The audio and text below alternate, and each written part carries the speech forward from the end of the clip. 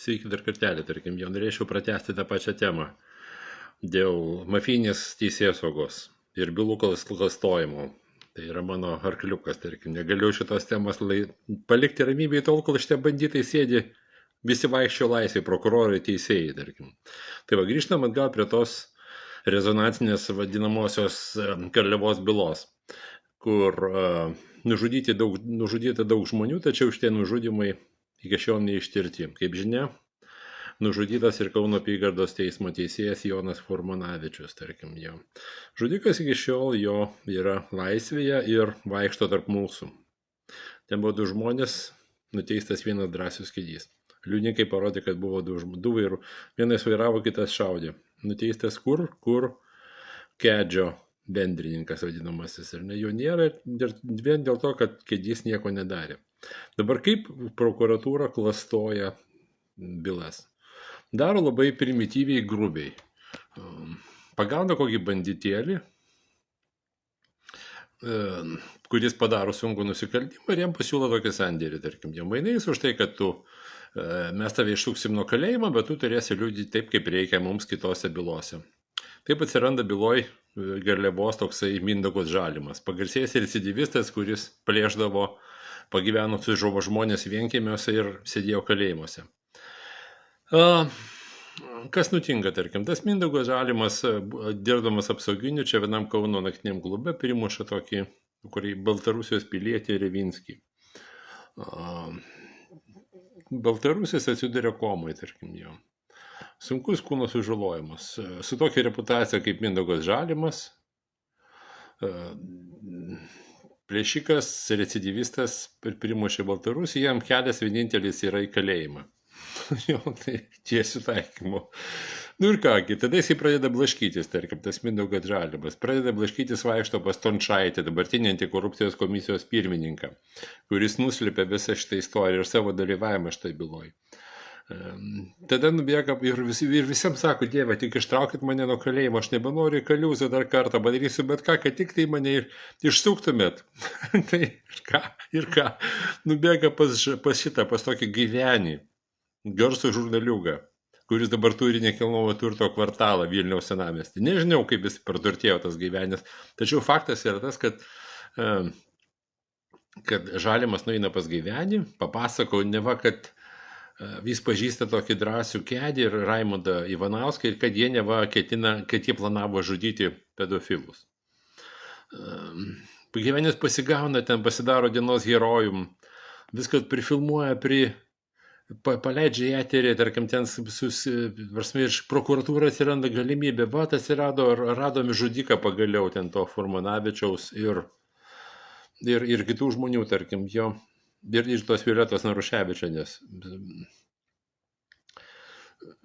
Tačiau kokie įrodymai, tarkim, vienintelė problema, tarkim, ne? Įrodymų nėra jokių išskyrus to Mindaugo Žalimo parodymus, kad jis pažinojo kedį ir Raimondą Ivanauską. Pažinojo ir kad jie neva kažką ten planavo.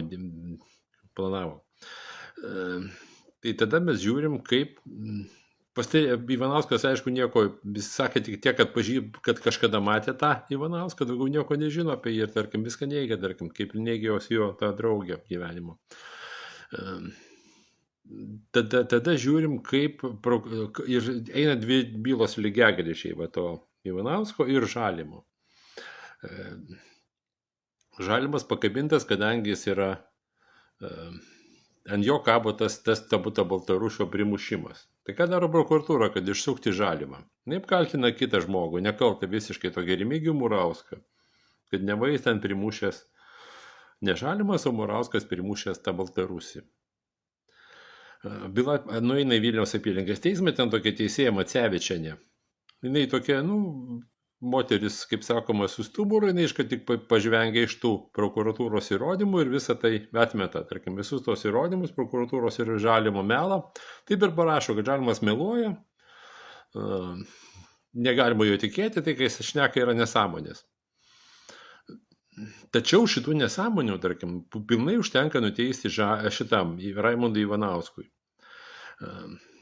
Ir tai padaro visa ta sušikta mūsų vadinamoji teisminė valdžia, tarkim, ar ne, ten apygardos teismas, paskui apeliacinis ir galiausiai aukščiausias, tarkim, toksai aukščiausias teismas, aš specialiai netgi atsidariau šitą nutartį, kur, tarkim, aukščiausias teismas, aukščiausio teismo išplėstinė 7 bylų teisėjų kolegija, Pieslekas, Rakauskienė, Ridikas, Šeškauskas, Ažubalytė, Fedosiuk, Arman Abramavič, aišku, Adamkaus patarėjas.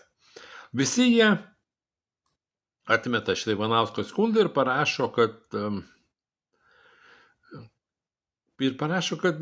viskas teisingai. Tu nuteistas 8 metus už tai, kad Žalimas paliūdino, kad tu esi ten kažką planavai kartu su Kedžium, tarkim. Tai va.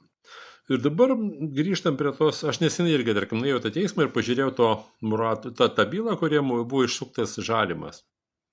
Tai ten labai aiškiai matosi, tarkim, kad pats Žalimas, duodamas, tiksliau Gaivenis, kuris ten pirmas ir surado šitą Žalimą, tai jis ir pats ir pasako, kad jisai davė šitos parodymus Garliavos byloje tik dėl to, kad išvengtų kalėjimo.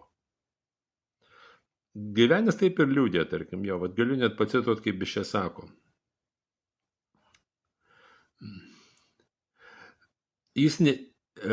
Žalimas net ir viešai yra nesikė pasakęs, kad jeigu šitoje Murausko byloje jam bus pareikšti įtarimai, jeigu jis bus pripažintas teisiamoj, tai jis neliūdys Ivanausko savo bičiulio ir kitų byloje, kad jis neduos parodymų šitoje byloje, kad jis trukdys teisingumai.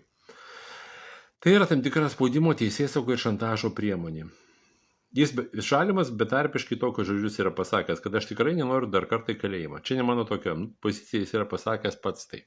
Kitaip tariant, čia yra klasikinė ta prokuratūros tokia metodika, kad maždaug pakabinam kažkokį bandytą, jį išsukam nuo kalėjimo, mainais jisai duoda parodymus kitose byloje, apkaltina visiškai nieko dėtus ir nekaltus žmonės ir išsisuka nuo atsakomybės. Ir teisingumas triumfuoja, tarkim, tas nekaltas žmogus sėdi kalėjimai, nusikaltimas nėra atskleistas, bandytas vaikšto laisviai, prokuratūra kabinasi savo medalius, o teisingumas triumfuoja. Tarkim, nors viskas yra atvirkščiai. Žudikai neišaiškinti, pedofilija tikrai buvo ir jinai yra paslėpta, prokuratūra suklastojo bylas nekaltam žmogui, ir jį nuteisė, teisėjai puikiai suprantami, kad jie nuteisė žmogų, kas, bet teisėjai taigi mato, kad, tarkim, ten viskas yra melas. Tuo labiau, kad jie išteisino tokį policijos šefą Visvaldą Račkauską, irgi pasakė, tarkim, kad Žalimo parodymai yra visiškas melas. Ten kažkoks buvo net poligrafijos specialistas, padarė poligrafą šito Žalimo. Parodė, kad patologinis melagas, bet ką pasakys, kad tik išsisukti nuo kaliuzės. Ir tie parodymai jo prieštarauja viens kitiem, žodžiu, negalima įstikėti. Aukščiausio teismo kolegija patikė ir nuteisė nekaltą žmogų kalėjimą. Tas atsėdė 8 metus kalėjime ir dabar tik neseniai paleistas, nors visiškai nieko dėtas. Visa teisėsauga apsimeta, kad nieko neįvyko. Aš prašau kelti bylas tiem visiems banditėliam su sutanomis ir grandinėm užsikcepūrom didelėm auksiniam ant kaklų. Ir nieko, jie tiesiog prokurorai viską nufutbolina, pasako, kad čia nėra objektyvių duomenų. Teismas pasako, kad viso zakono, tarkim, kad nekaltas žmogus ir žodžiu šita visa mafija. Jinai toliau veikia, tarkim, ne? Jinai niekad neprisipažins, kad jinai padarė sunkius nusikaltimus. Tai reikia žmogaus iš šono, tarkim. Negalima, šitais banditėlės negalima tikėti ne per nagų juodimą. Jie viską meluoja. Jie padarys kaip ir Žalimas, padarys bet ką, kad tik išsukti nuo kaliuzės. Dėl to aš ir sakau, kad, tarkim, kad šita sistema negali taip toliau funkcionuoti. Viskas, ką daro šita tokiuose net rezonansinėse bylos kaip nušautas teisėjas, viskas yra suklastota nuo pradžios iki pabaigos. Ir aš tai įrodau, kad viskas yra paremta patologinio melagio, žinomai melagingais įrodymais, apkaltinant nekaltą žmogų ir pasodinant jį į kalėjimą, mainais už tai, kad jis pats išvengtų kalėjimo.